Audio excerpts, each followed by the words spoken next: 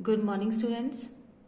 So, students, today we are going to start our last topic of microeconomic book, and the topic is market equilibrium and price determination under perfect competition.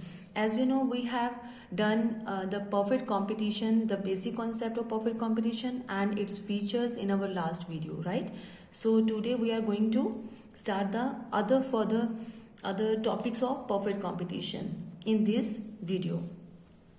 So chapter का name है market equilibrium, और market equilibrium का meaning हम समझते हैं, और perfect competition के अंदर मार्केट इक्विलिब्रियम का क्या मीनिंग है और किस तरह से प्राइस को डिटरमाइन किया जाता है परफेक्ट कंपटीशन के केस में। तो मार्केट इक्विलिब्रियम मतलब परफेक्ट कंपटीशन तो आपको क्लियर ही है, बेसिक कॉन्सेप्ट हमने कर लिया है। तो market equilibrium is defined as a state of the market when demand for a commodity is equal to its supply. तो बेसिकली हम यहाँ पे मार्केट इक्विलिब्रियम की बात करें तो इक्विलिब्रियम कहाँ पे स्टेट करता है, जहां पे डिमांड, किसी भी चीज की डिमांड, कमोडिटी की डिमांड और उसी कमोडिटी की सप्लाई जब इक्वल टू हो जाती हैं, तब हम ये बात बोल सकते हैं कि मार्केट इक्विलिब्रियम हो गया। जब डिमांड और सप्लाई इक्वल चल रही है तो हम बोलते हैं कि equilibrium. Market demand is equal to market supply, तो D X is equal to S X, यानी कि एक्स मीन्स कमोडिटी और एस मतलब सप्लाई। एक्स मीन्स कमोडिटी जो भी नेम है, डी मतलब demand. So in such a situation the price that prevails in the market is called equilibrium price. जो price इसी सिचुएशन के अंदर डिसाइड होता है उसी को हम इक्विलिब्रियम प्राइस कहते हैं। सो यहाँ पे हम इन शॉर्ट में ये कह सकते हैं कि परफेक्ट कंपटीशन एक ऐसा बाजार है जहाँ पे हमें प्राइस को डिसाइड करना है, और वहां पे प्राइस डिसाइड होगा जहां पे डी एक्स एस एक्स के इक्वल टू होगा, यानी कि डिमांड और सप्लाई इक्वल टू होगा। सो अभी तक जो आपने टॉपिक रीड किया है बेटे, लास्ट उसमें लेक्चर में हमने किया था, तो आपको परफेक्ट कंपटीशन का हमने एक डायग्राम बना के दिखाया था कि वहां पे उस मार्केट के अंदर किस तरह से जो है रेवेन्यू हम उनका मेजर करते हैं। तो उसका डायग्राम कुछ इस तरह से बनाया था हमने, हॉरिजॉन्टली स्ट्रेट लाइन ओ एक्सिस के ऊपर हमने ड्रॉ करी थी। वही हमारा पी होता है, वही ए आर होता है, वही हमारा एम आर होता है। ठीक है, जब हमने रेवेन्यू चैप्टर किया था तो उसके अंदर हम ये चीज कर चुके हैं कि किस तरह से उसका कर्व जो है वो ड्रॉ होता है रेवेन्यू का, और वही एम आर और ए आर है, वही क्या है प्राइस। तो प्राइस का भी यही मेन पॉइंट है जो हमने अभी लिखा है, लाइन ड्रॉ करी है हॉरिजॉन्टल लाइन। तो हर एक फर्म जो है इस तरह से अपना डायग्राम बनाती है। ये किस किस चीज का डायग्राम है बेटे, यहाँ पे रेवेन्यू का। ठीक है, तो हर एक फर्म का एक जैसा यहाँ पे डायग्राम है। एक कंसेप्ट हमने ये भी किया था कि अगर आपको डिमांड कर्व बनाना हो तो वो भी ऐसा ही बनता है। अगर आपको रेवेन्यू बनाना है प्रोड्यूसर के पॉइंट ऑफ सोचेंगे तो ये रेवेन्यू कर्व है जो इस तरह से बनेगा। अगर हम एक कंज्यूमर के पॉइंट ऑफ व्यू सोचते हैं तो ये क्या होगा, डिमांड कर्व है जो वो भी इस तरह से बनेगा, यानी कि एक फर्म का डिमांड कर्व कुछ ऐसा बनता है। लेकिन इसी तरह से सभी फर्मों का डिमांड कर्व जो है हम उनको मिलाते हैं, तो सभी फर्मों का डिमांड कर्व जब हम सभी फर्मों को इन्वॉल्व कर लेते हैं तो क्या बन जाता है, वो इंडस्ट्री बन जाता है। तो किसी भी इंडस्ट्री को अगर मार्केट में चेक करते हैं तो उसका डिमांड कर्व क्या होगा, कुछ इस तरह से नजर आएगा। ठीक है बेटे, ये हमने परफेक्ट कंपटीशन लिया है। परफेक्ट कंपटीशन की सभी फर्मों को हमने इन्वॉल्व कर लिया, और सभी फर्मों को इन्वॉल्व करके हमारे पास क्या आ गया, यहाँ पे एक इंडस्ट्री बनती है, राइट। सो बेटे यहाँ पे डी जो है वो डाउनवर्ड स्लोपिंग ही तैयार होता है हमारा इंडस्ट्री के अंदर। तो वो क्यों, क्योंकि मार्केट के अंदर हम यहाँ पे चीजों को बेचने जा रहे हैं, राइट। तो कभी प्राइसेस हमारी यहाँ पे है 10 रुपीज है, कभी 8 है, कभी 5 है, कभी 2 है। इस तरह से अलग अलग प्राइस के ऊपर अलग अलग जो लोग हैं डिमांड करते हैं। ठीक है, जब ज्यादा प्राइस होगी तो कम डिमांड करेंगे, अगर कम प्राइस होगी तो ज्यादा डिमांड करेंगे। तो इस तरह से डीडी हमारा बनता है। ये तो होगी जनरल बात एक बाजार की। इसको हम क्या बोल सकते हैं, मार्केट भी बोलते हैं, कि मार्केट के अंदर हमेशा ऐसा ही होता है, जब रेट ज्यादा है तो डिमांड कम है, अगर रेट कम है तो डिमांड ज्यादा होती है। तो उसी के बिहाफ के ऊपर हमने ये डीडी जो है वो ड्रॉ किया है कि हर मार्केट में ऐसा कुछ होता है, राइट, या इंडस्ट्री में ऐसा ही होता है। लेकिन अगर हम एक इंडिविजुअल फर्म की बात करें, इंडिविजुअल प्रोड्यूसर की बात करें, तब उसके पास जो रेट है ना वो फाइनल होता है। उसी फाइनल रेट के अकॉर्डिंगली उसका डिमांड कर्व कुछ ऐसा बनता है। अब बात आती है कि ये रेट डिसाइड कैसे हुआ। जहां पे डिमांड और सप्लाई, तो सप्लाई भी तो प्राइस के अकॉर्डिंगली चलती है ना। आपको बताया हुआ है कि प्राइस अगर कम है तो कम सप्लाई होगी, अगर ज्यादा है तो वो ज्यादा सप्लाई करेगा प्रोड्यूसर, अगर और ज्यादा है तो वो और ज्यादा सप्लाई करेगा। तो इस तरह से अपवर्ड स्लोपिंग एस बनता है। तो डी और एस जब जहां पे मैच कर जाते हैं, कहीं ना कहीं पॉइंट पे वो मैच जरूर करते हैं, तो उसी जगह के ऊपर जो है इंडस्ट्री या मार्केट अपना रेट जो है वो फाइनल कर लेते हैं कि इस एक्स गुड का जो रेट है वो पी रहेगा। ठीक है, 5 रुपीज है, 3 है, जो भी है, तो उसका रेट जो है वो फाइनलाइज हो जाता है।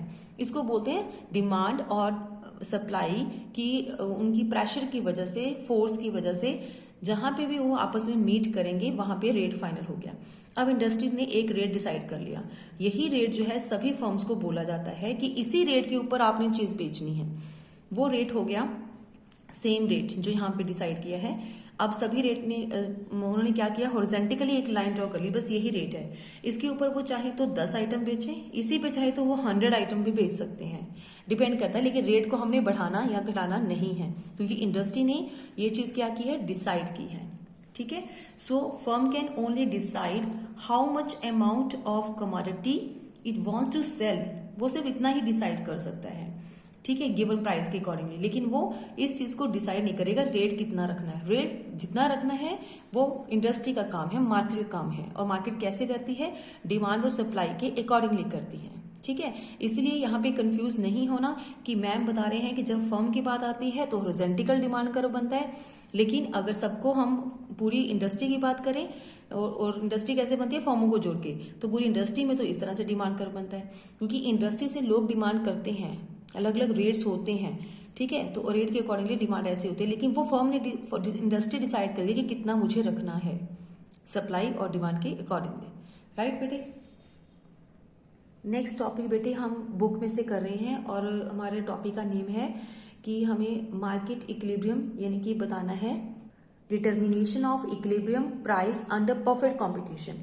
हमारा पूरा चैप्टर जो है वो बेटे सिर्फ परफेक्ट कंपटीशन का ही है ये। ठीक है, तो हमें परफेक्ट कंपटीशन के अंदर प्राइस को डिटरमाइन करके बताना है। तो इसके लिए हम टेबल लेते हैं। टेबल में हमने डिफरेंट डिफरेंट तरह की क्या लिए हैं, प्राइसेस लिए हैं। ये हो गया हमारा मार्केट डिमांड और एक तरफ हम लेते हैं मार्केट सप्लाई।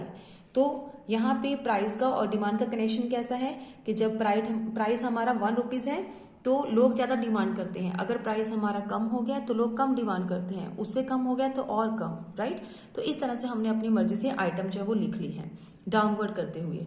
और प्राइस का सप्लाई के साथ कैसा कनेक्शन है, जैसे ही रेट्स बढ़ेंगे प्रोड्यूसर ज्यादा बेचेगा। तो इस तरह से हमने बढ़ता हुआ दिखाया है अपना सप्लाई का शेड्यूल।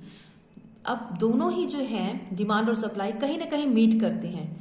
यहाँ पे जहां पे भी मीट करेंगे 300 यूनिट्स जो है एक डिमांड है मार्केट के अंदर और 300 यूनिट्स जो है सप्लाई भी कर रहा है हमारा प्रोड्यूसर।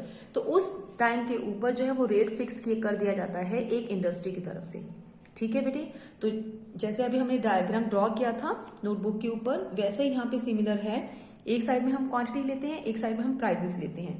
ये हमारा डीडी कर्व है एक इंडस्ट्री का या मार्केट का, और ये एस कर्व है, यानी कि इस पॉइंट के ऊपर 3 रुपीज के ऊपर जो है वो डिसाइड हुआ है रेट, और उसके ऊपर कितनी क्वांटिटी जो है फर्म बेचती है 300, यानी कि पूरी इंडस्ट्री अगर मिला के देखें तो टोटल 300 यूनिट्स जो है वो मार्केट में बिकते हैं। ठीक है, सो यानी कि यहाँ पे क्या है कि जो एक हमारा कंज्यूमर है, कॉमन पर्सन, एंड जो प्रोड्यूसर है, they both are agree to common price and common quantity at that price. उनका एक फिक्स हो गया रेट, दोनों की तरफ से डिसाइड हो गया, और दोनों की तरफ से क्वांटिटी भी क्या हो जाती है, डिसाइड हो जाती है। राइट, अगर इस डिसाइडेड की हुई अमाउंट रेट से ऊपर अगर हमारा कोई रेट फाइनल होता है या मार्केट में रेट चल रहा है तो उसको क्या बोलते हैं, एक्सेस सप्लाई बोला जा सकता है। क्यों, क्योंकि यहाँ पे ये डीडी कर्व की लाइन है, डीडी कम है यानी कि ए पॉइंट पे है, यहाँ पे सप्लाई क्या है, इस पॉइंट पे है, बी पॉइंट पे है, यानी कि इन दोनों के बीच में इतना गैप नजर आ रहा है। तो ये क्या चीज शो करता है हमें, एक्सेस सप्लाई। ठीक है, तो ये गैप क्या है, एक्सेस सप्लाई है। सेम अगर 3 रुपीज से कम अगर कहीं पे प्राइस हमें दिखता है मार्केट के अंदर तो वो क्या शो करता है, एक्सेस डिमांड शो करता है। क्योंकि यहाँ पे क्या है, इस पॉइंट के ऊपर हम लिखते हैं P और इस पॉइंट पे मैं लिखती हूँ Q, यानी कि P और Q के बीच में जो डिस्टेंस हमें नजर आ रहा है वो क्या है, एक्सेस डिमांड है। डिमांड का कर्व आगे की तरफ है ना, यहाँ पे हम शो कर सकते हैं 400 के नियर अबाउट है, और क्वांटिटी कितनी है एक प्रोड्यूसर के पास, सिर्फ 200 है सेल करने के लिए, क्योंकि ये एस कर्व से हमें समझ में आ रहा है। सो एक्सेस डिमांड है, चीजें कम है बेचने के लिए, लेकिन हमारी डिमांड क्या हो रही है, 400 हो रही है, यानी कि डिमांड क्या हो रही है, ज्यादा हो रही है। तो ये दो केस पॉसिबल हो सकते हैं मार्केट में। तो अब हम नेक्स्ट में देखेंगे कि किस तरह से हमने यहाँ पे सॉल्व करना है। What happen when market price is more और less than the equilibrium price. तो इससे अगर ज्यादा हो तो कैसे हमारी मार्केट ऑटोमेटिकली फिर से ई पॉइंट पे आएगी, या अगर एक्सेस डिमांड हो तो कैसा होगा इकोनॉमी के अंदर कि ऑटोमेटिकली फिर से मार्केट जो है वो 3 रुपीज के पॉइंट पे, इक्विलिब्रियम पॉइंट पे आएगी। सो पहला पॉइंट हम डिस्कस करेंगे एक्सेस डिमांड का, कि what happen when market price is, यहाँ पे अगर मार्केट प्राइस क्या हो जाएगी, कम हो जाएगी, ठीक है, द इक्विलिब्रियम प्राइस से, तो क्या हो जाती है, एक्सेस डिमांड हो जाती है। इसके लिए हम डायग्राम पे जाते हैं। इस डायग्राम के अंदर हमने क्या चीज नोट करी थी कि 3 रुपीज जो है वो रेट डिसाइड होता है मार्केट के फोर्सेस की वजह से, यानी कि डिमांड और सप्लाई के फोर्स की वजह से, ठीक है। परफेक्ट कॉम्पिटिशन में इस तरह से होता है। अगर परफेक्ट कॉम्पिटिशन की मार्केट के अंदर ये डिसाइड अभी नहीं हुआ है, सपोज कर लो, उससे पहले डिफरेंट रेट्स हैं, तो उस डिफरेंट रेट्स में से जो है एक प्रोड्यूसर जो है वो अपने तरीके से सेल करेगा, जो कंज्यूमर है वो अपने तरीके से क्वांटिटी की डिमांड करेगा। तो हम यहाँ पे ले लेते हैं 1 और 2 रुपीज अगर रेट है जब पहले, तो उस टाइम हम यहाँ पे लाइन ड्रॉ कर लेते हैं। चलो सपोज कर लेते हैं 2 रुपए का रेट है, तो एक लाइन ड्रॉ करिए हमें डॉटेड के थ्रू, तो हमें समझ में आ गया कि जो डिमांड है वो पी पॉइंट के ऊपर है, यानी कि 400 यूनिट की डिमांड हो रही है और 200 यूनिट हमारे पास है सप्लाई करने के लिए, ठीक है, जैसे हमने पहले बताया था।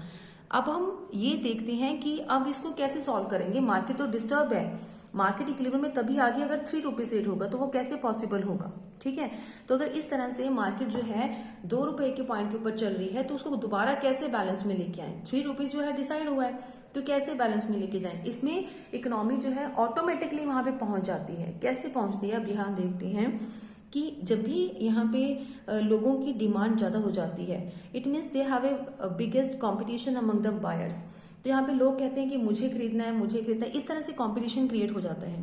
तो इस सिचुएशन के अंदर प्रोड्यूसर्स को क्या करना पड़ता है, and this competition among the buyers will pull the price up, यानी कि प्राइसेस को अप करना जरूरी है, क्योंकि एक हमारा जो प्रोड्यूसर है उसके पास सिर्फ 200 यूनिट्स है क्वांटिटी के तौर पे बेचने के लिए, लेकिन डिमांड 400 यूनिट की हो रही है। तो how can it's possible for a producer to sell the need of the consumer, to meet the need of the consumer, okay.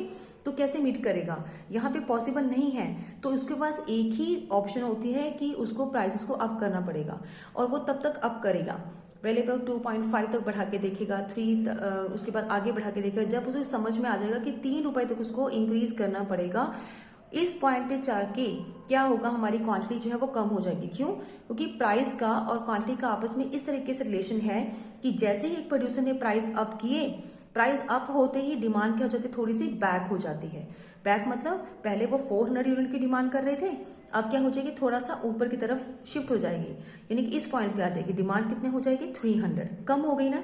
और इसी तरह से जब हमारे प्राइसेस अप हो जाते हैं तो सप्लायर्स को बेनिफिट होता है। प्रोड्यूसर्स क्या करते हैं, he want to sell more unit, तो वो क्या करेंगे, पहले 200 यूनिट को बेच रहे थे, अब क्या करेंगे, ऊपर की तरफ शिफ्ट होते हैं। इट मीन्स ज्यादा यूनिट बेचने के लिए रेडी हैं। जो भी उनके पास स्टॉक पड़ा हुआ था, अब वो भी बाहर निकाल के बेचना शुरू कर देते हैं, क्योंकि प्राइसेस बढ़ गई हैं। हमेशा इतना तो अपना बैकअप रखते हैं ना कि रेट्स बढ़ेंगे तभी हम सामान मार्केट में बेचेंगे, अदरवाइज कितना बेच रहे थे, सिर्फ 200। तो जैसे ही रेट बढ़ा, कुछ प्रोड्यूसर्स ने भी अपना आगे की तरफ मूव ऑन कर लिया कि हमने ज्यादा बेचना है, तो वो भी 300 पॉइंट पे आ गए।